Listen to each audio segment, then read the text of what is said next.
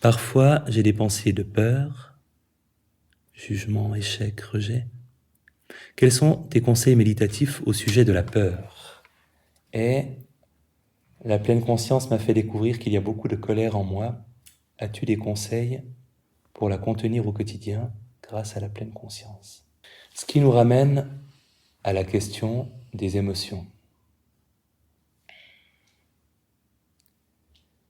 Et toujours cette idée de ne pas résister, de ne pas se reprocher l'émotion, de ne pas chercher à la faire disparaître, de ne pas non plus lui laisser prendre les commandes, pas lui obéir, ne pas la suivre aveuglément. Mais cette troisième voie qui est celle de l'observer, et de l'observer de façon méditative, remarquant qu'elle va passer, qu'elle n'est pas nous, mais simplement un état qui va passer. Alors techniquement, c'est simple.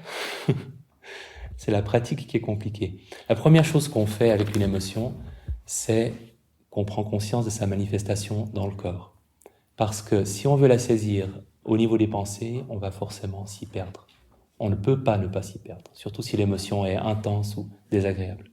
Donc on commence par se demander, et vous pouvez vous poser la question, est-ce qu'il y a une quelconque vague émotion qui soit présente? Alors, ce ne sera pas peut-être en ce moment quelque chose d'intense, à moins que vous ayez de la chance, mais s'il y a un léger quelque chose, que ce soit une émotion agréable d'ailleurs ou une émotion désagréable, que ce soit un petit peu de joie, un petit peu de tristesse, un peu d'ennui, un peu d'impatience, un peu de sérénité, en donnant un nom à cette émotion, si elle est présente pour vous.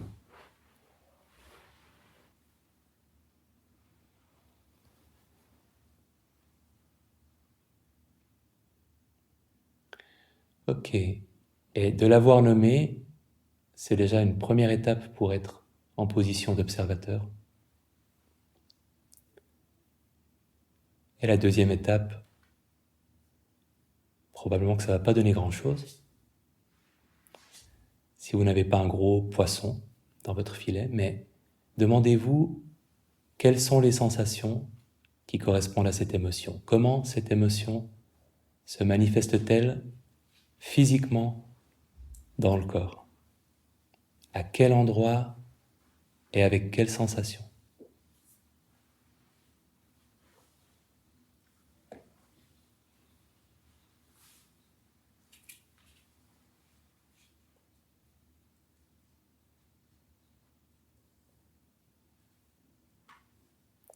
Ok. Et vous pouvez ouvrir les yeux. Je ne sais pas si vous avez eu la possibilité d'observer quelque chose.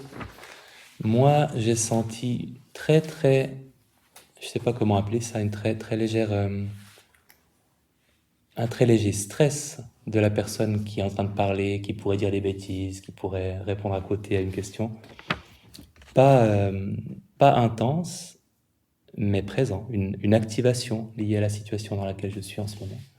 Et j'ai senti que physiquement, ça se manifestait surtout au niveau de mon visage, une espèce de légère contraction par ici, dans la mâchoire. Et à partir du moment où on a tourné notre attention vers le corps, on est en pleine conscience de l'émotion d'une manière qui va beaucoup nous aider à ne pas être submergé par elle.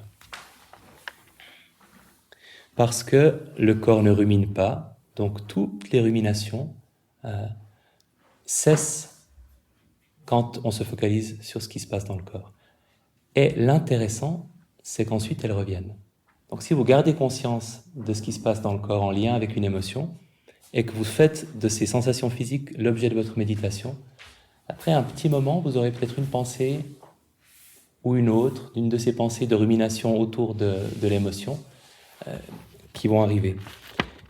Et vous serez en position de remarquer ces pensées et de vous recentrer sur le corps.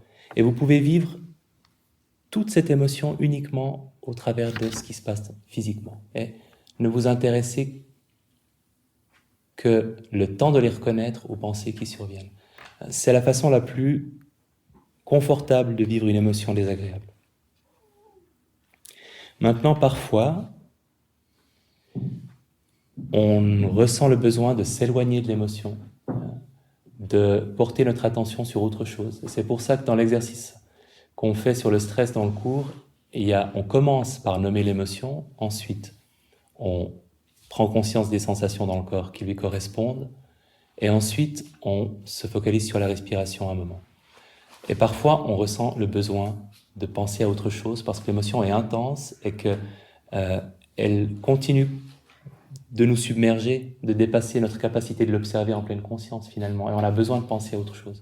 Et dans ce cas-là, la respiration ou n'importe quel objet de méditation peuvent nous servir de distraction, mais une distraction consciente, pas une fuite ou un déni du fait qu'on est en train de vivre une émotion, mais un moyen de trouver du calme en pensant à autre chose. Et ensuite, on peut revenir à l'observation de la sensation et se demander si elle est toujours pareille, si elle a gagné en intensité, perdu en intensité. À partir du moment où on alterne entre des moments où on observe la sensation liée à l'émotion et des moments où on se centre sur la respiration, de toute façon, l'émotion va prendre une place beaucoup plus confortable, quelle que soit la facilité ou la difficulté qu'on ait à le faire. Et c'est vrai pour toutes les émotions. Pour vous donner un exemple concret, jeudi soir, j'ai dû me coucher très tard en raison de ma vie familiale, et 10 minutes avant de me coucher, j'ai senti une espèce d'anxiété. Et je montre tout de suite l'endroit où je l'ai senti parce que c'est en bon méditant. Ça a été mon réflexe de dire, ok, anxiété, clairement, elle est où? Et elle était, comme souvent pour moi, pour cette émotion-là, par là, autour de peut-être de l'estomac, je sais pas, quelque chose qui se nouait, qui se serrait ici. Donc je suis resté dans la conscience de cette sensation-là. C'est d'autant plus facile que elles sont assez conservatrices, les émotions. Elles ont tendance à toujours se manifester physiquement de la même manière. Donc après un certain temps, on connaît, en tout cas dans les grandes lignes. On doit garder notre esprit du débutant, mais au moins la région où ça se produit, on peut plus ou moins rapidement l'identifier.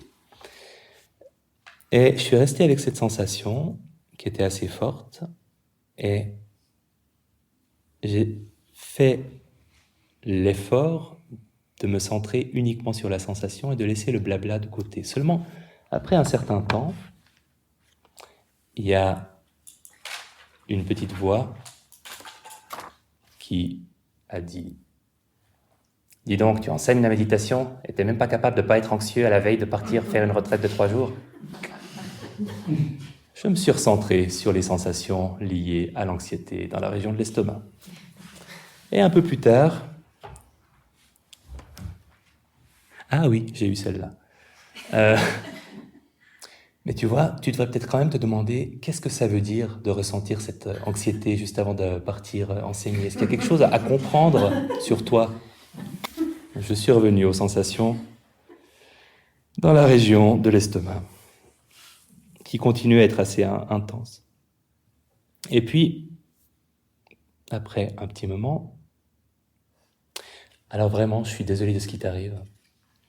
Ce serait vraiment moche si à cause de cette anxiété, je préfère pas te le dire, mais ça fait vraiment longtemps, ça fait plus d'une année que t'as pas eu l'insomnie, non? Si t'arrivais pas à t'endormir, ce serait en même temps un aveu d'échec, et peut-être que demain, tu serais même pas capable d'aligner 2 mots. Enfin, moi je te dis ça, c'est juste parce que je pense à toi. Et je n'invente rien. Tout est tiré de mon vécu. Et l'avantage, c'est que c'est profondément désagréable de ressentir ça, l'émotion, la sensation et ces voix stupides qui viennent nous dire des choses idiotes. Mais plus on les observe et moins on en est dupe.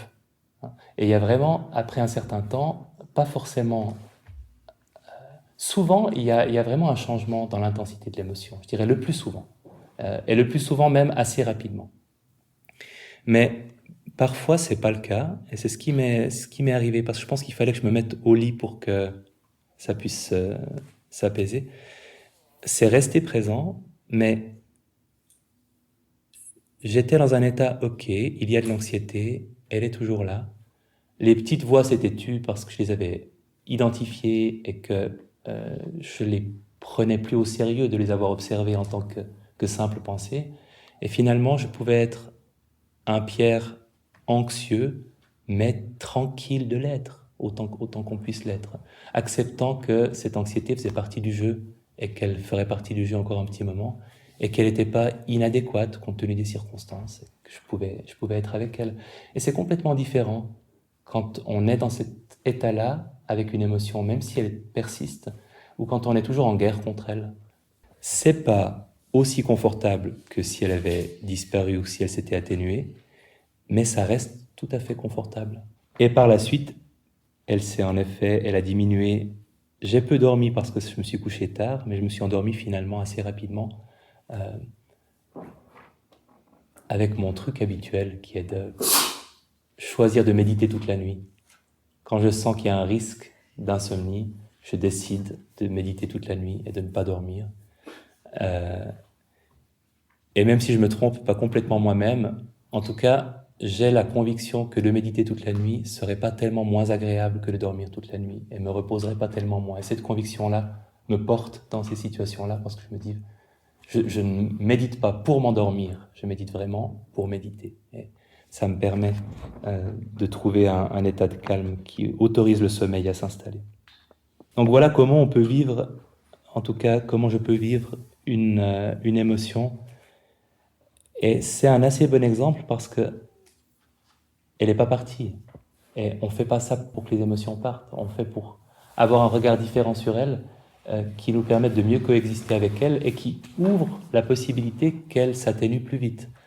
Et je prends un exemple où l'émotion est restée, mais pour beaucoup d'émotions dans la vie quotidienne, je trouve qu'elles s'évanouissent très vite une fois qu'on s'est penché dessus en pleine conscience. Typiquement les mouvements de colère ou de frustration, euh, je trouve qu'ils durent souvent pas très longtemps dès qu'on a commencé à s'y intéresser de cette manière. Et plus vous le faites, plus vous aurez ces petits sourires, parce que si je me souviens assez bien, même très bien, de ce que les petites voix me racontaient, c'est parce qu'elles me l'ont déjà dit 100 000 fois dans des situations similaires. Et après un certain temps, on sait non seulement à quoi ressemble l'émotion, souvent physiquement, mais on sait aussi à peu près quel dialogue intérieur va nous arriver. Et mieux on le connaît, moins on se fait avoir, moins ça a d'impact sur nous.